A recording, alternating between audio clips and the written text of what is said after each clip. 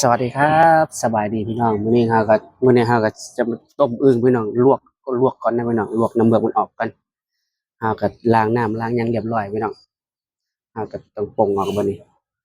ปรุงออกก่อนพี่น้องปรุงออกกันนะลวกแล้วเด้อลวกแล้วพี่น้องวันนี้ก็มาพบพ่อกับช่องบาเสิร์ชแนลแล้วพี่น้องเอ้ยเฮาต้องลวกก่อนลวกน้ำเบือกมันออกอืมบ่ได้เห็นเด้อพี่น้องที่ก็ได้ตอนนี้ก็บรรยากาศข้างนอกพี่น้องเฮาต้องลวกน้ำเบือกมันออกก่อน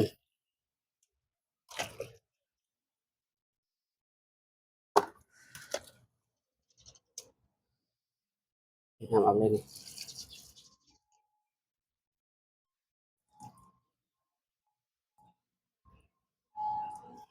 นี่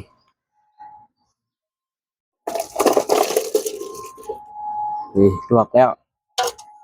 ครับจะล้างน้ำนี่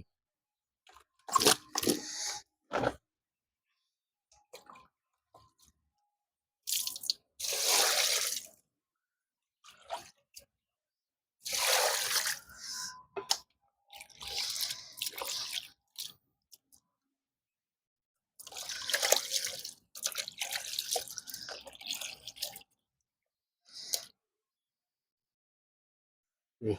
ต้มใหญ่หนึ่ง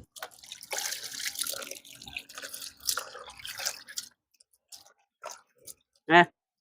ต้มอึ่งเด้อนี่อึ่งไข่ได้ประมาณโลกว่าเมื่อคืนนี่อย่าลืมกดไลค์กดแชร์เด้อพี่น้องนี่พี่น้องเดี๋ยวกันรอเพิ่งตอนต้มพี่น้องเองแล้วนี่ก็ลวกน้ำเมือกมันออกจะปิ้งให้ลูกกินน้ำพี่น้องเอ้ยปิ้งให้ลูกต้มแม่ไข่ให้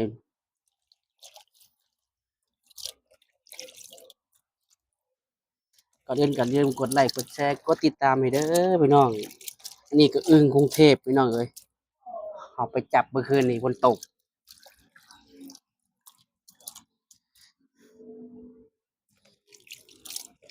สิ่งที่เขาห้ามสิ่งเขาที่ห้ามเขาก็บ่เฮ็ดพี่น้องเอ้ยสิ่งที่เขาบ่ห้ามเขาก็เฮ็ดเพราะว่าอึ่งจักพิษจักบ่พิษพี่น้องเขาก็จับแล้วฝนตกแล้วค่ะ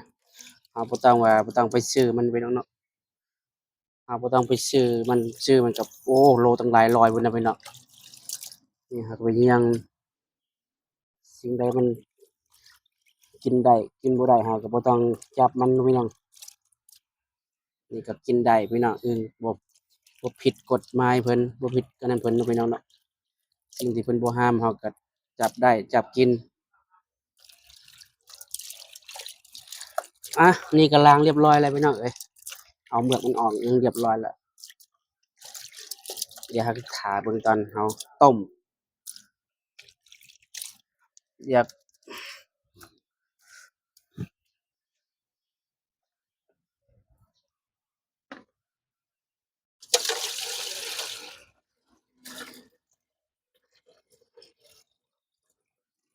ให้น้ำมันออกนี่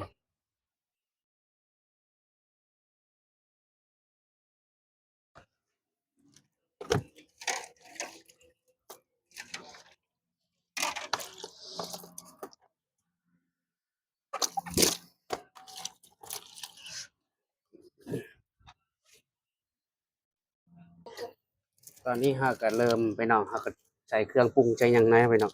ทุบใส่พื้นเลยเด้อนี่ทุบใส่พื้นเลยเอาแบบง่ายๆตัดบ่เฮ้ยบ่ต้องตัดบ่ตัดใส่ไปเลยอ้าวเลยคุณหันเคียงอยู่บน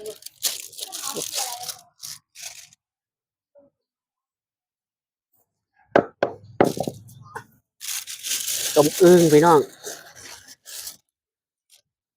ต้มอึ่งหั่นข่าตะไคร้ก่อนตะไคร้ก็ใส่ไปก่อนแล้วใบมะกรูดก็ใส่ไปก่อนแล้วพี่น้องเอ้ย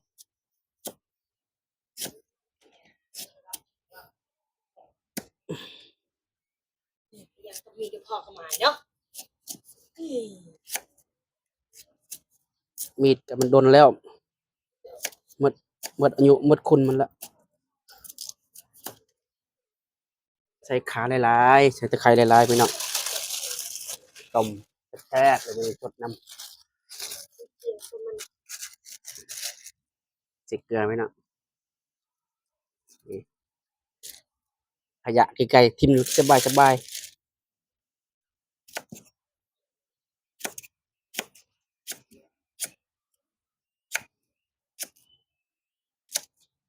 ฉลับมาจะมือซะเด้อ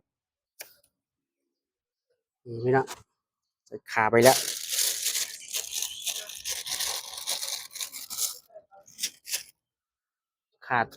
ขาดนี้บ่ได้พี่น้องผงนัว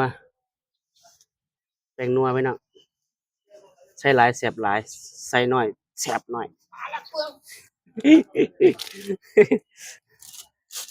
ไปเมื่อไหร่เราไปงาน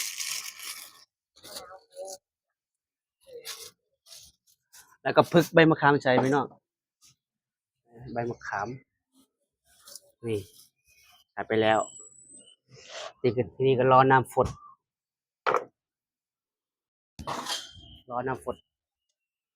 ปิดไว้นี่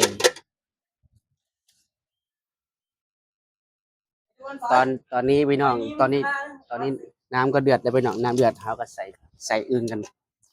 นี่น้ำเดือดแล้วอึ่งนี่ใส่แล้วเด้อใส่แล้วนี่แซ่บๆเลยบัดนี้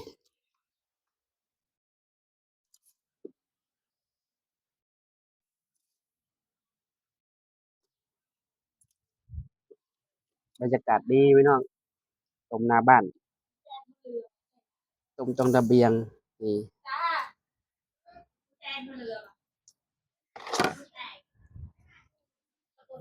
นี่เขาก็คนก่อนพี่น้องให้มันนี่ก่อนอื่นก็อย่าลืมเด้อพี่น้องกดไลค์กดแชร์ให้เด้อพี่น้องกดติดตามให้พี่น้องเนาะกดกระดิ่งแจ้งเตือนให้นำเด้อพี่น้องเด้อช่องบาเซอร์ชาแนลพี่น้องเอ้ยบาเซอร์ก็โอ้โหน่ากินจังพี่น้องเอ้ยบางคนก็ต้มอึ่งใส่ใบมะเขียบได้เนาะนี่บ่เอ้ยบางคนก็ต้มอึ่งใส่ใบมะเขียบได้บางคนน่ะบางคลิปอ่ะบ่ค่อยเห็นน่ะค่อยเห็นเบิ่งในคลิปเขาเจ้าอะนะต้มใส่ใบมะเขียบ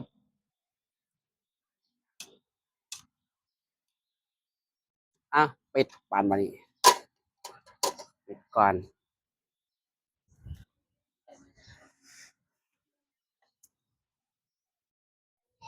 คลิปนี้ก็ต้มอึ่งพี่น้องต้มอึ่งไปเยืองเมื่อคืนนี้พี่น้องเนาะบอกเลยบอกอีก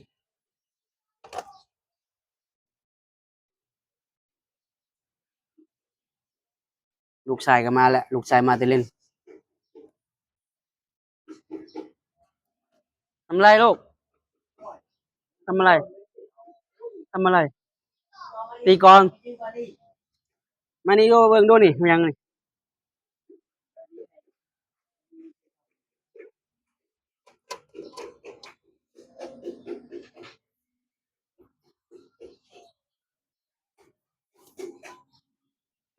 มันยังน่ะบ่าวซองเบิ่งหยังมาแม่ออกอย่าออกก็ออกมาติแล้วออกกล้องก็ได้เออสบายดีก่อนสวัสดีเอาเอา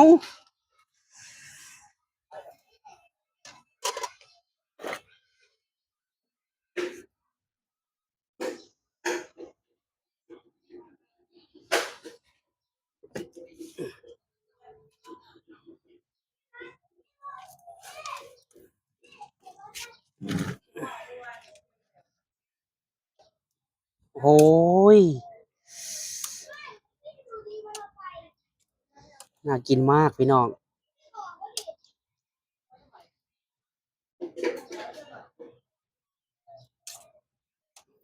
มื้อนี้ก็เฮ็ดกินตอนแลงๆตอนค่ำๆพี่น้องเฮ็ดกินให้เมียกินให้น้าสาวกินเห็นใจเฮามาใช้ชีวิตอยู่เมืองไทยกินก็กินไปพี่น้องกินหยังก็กินไปพี่น้องเอ้ย มีอันใดกินได้เขากินไปกินบ่ได้เขาบ่ต้องกินมันเนาะอันใดมันว่าอันนั้นกินบ่ได้เด้ออันนี้กินบ่ได้เด้อเขาบ่ต้องกินมันเขากินคือตัวกินได้อยู่ไผว่าอยู่เมืองไทยบ่มีอื่นกินมีได้พี่น้องอยู่ประเทศไทยก็ได้มีบ่อนให้จับมีปลามีหยังเขาก็ไปหาจับเอาพี่น้องปลากระทินปลาหยังเขาอยู่ไกลเนาะพี่น้องเนาะอยู่ไกลปลาอยู่ไกลหยังเขาก็เดือดได้พี่น้องโอ้โหปิดน้ำไว้ปิดหม้อไว้ก่อน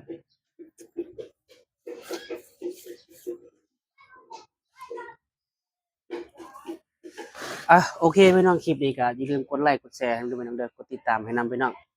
เพื่อเป็นกำลังใจให้ในเพื่อนเด้อบ๊ายบาย